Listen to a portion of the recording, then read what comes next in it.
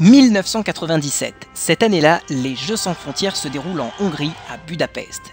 La France fait son grand retour parmi les pays organisateurs. France 2 confie la présentation à Olivier Mine et Jean Riffel, tandis que c'est Yann Wazampi qui est chargé d'imaginer les Jeux. Nous l'avons retrouvé à M6, où il a laissé son empreinte sur de nombreux succès de la chaîne. Morning Live, Caméra Café, Nouvelle Star ou encore Kaamelott, c'est lui. Puis d'autres trucs qui sont plantés aussi. Ça fait un bon équilibre. Il a accepté de remonter le temps avec nous, alors... Attention, Alors à l'époque, je travaillais à la régie publicitaire de France Télévisions et je faisais la production des petits films, genre Darty présente, etc., la météo.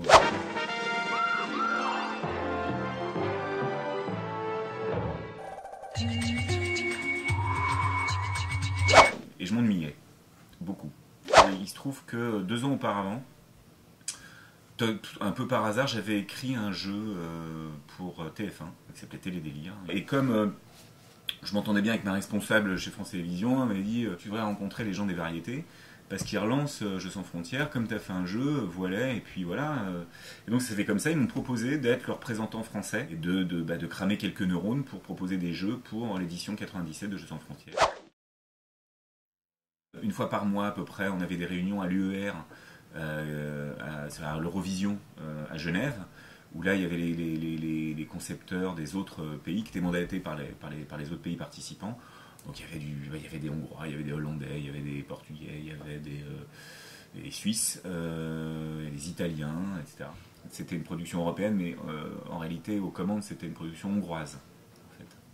Avec un producteur qui s'appelait Attila, qui me faisait peur, il s'appelait Attila.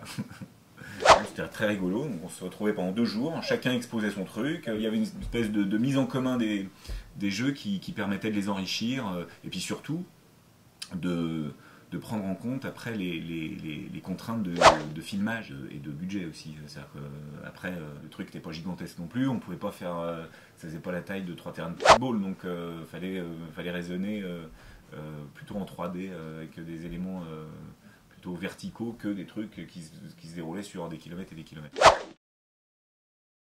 Pas du tout. Pas du tout. Enfin, en même temps, je pense qu'inconsciemment je l'ai fait parce que moi j'ai regardé ça quand j'étais petit, donc forcément j'avais en mémoire ce qu'était Jeux sans frontières, ce qu'était le type d'épreuve, etc. Ouais, très précis, enfin très précis. Je me souviens du nom des arbitres, ces arbitres italiens.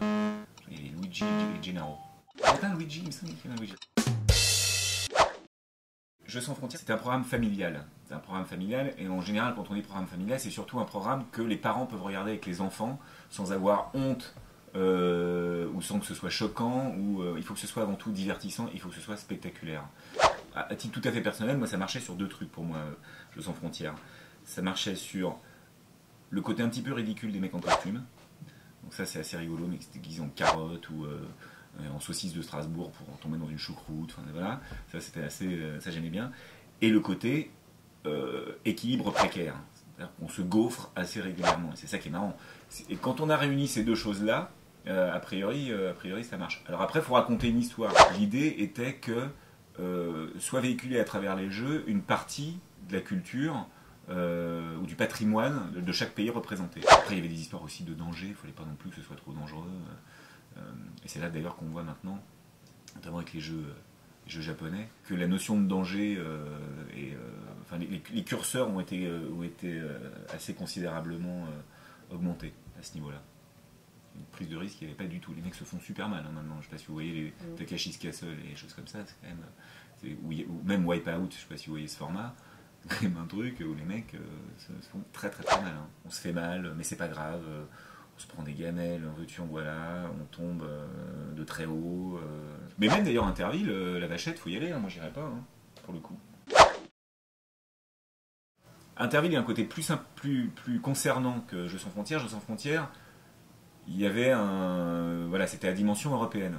Et on a vu récemment que la problématique européenne était assez éloignée des gens.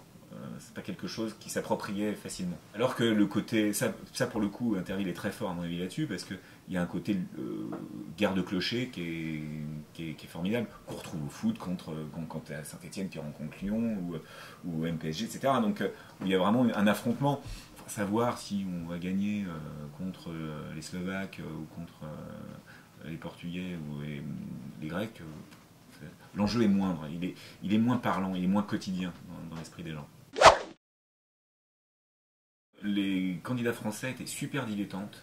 Pour eux, c'était une bande de copains à qui on payait un séjour à l'étranger. Budapest, c'est une très très jolie ville, c'est extrêmement agréable. Le Portugal également, Lisbonne, c'était super. Donc les gars, ils sont là entre copains, ils font la fête, et puis accessoirement, il y a un truc à faire qui est de faire un jeu. Donc, alors que les autres pays, mais c'est les JO, quoi. C'est les Jeux Olympiques. Les mecs, ils sont super entraînés, ils sortent pas la veille, une espèce d'hygiène de vie comme ça.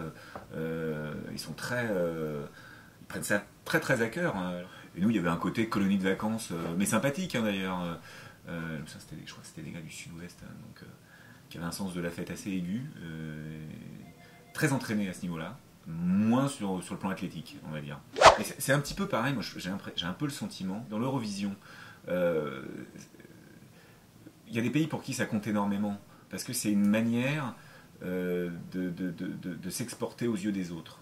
Ça fait partie d'une vitrine. D'autant plus que, en l'occurrence en France, les télécrochets, avec la Starac et la Nouvelle Star, on est servi. Donc il n'y a pas... l'enjeu est moindre, en définitive. Alors que je pense que c'est un vrai rendez-vous très très très important dans certains pays plus petits, plus récents aussi, avec l'éclatement des pays de l'Est. Donc de s'affirmer et de gagner des trucs, c'est valorisant pour eux. À l'époque, Jeux sans frontières, il y avait on va dire, il y avait 4 chaînes, 5 chaînes. Aujourd'hui, il y en a une multitude, donc les concurrents, puis les gens, on leur a proposé d'autres choses, les spectateurs ont été habitués à d'autres choses. Donc il faut aller dans le plus spectaculaire et le plus drôle. Il faut moderniser un peu tout ça. Enfin, c'est normal d'ailleurs.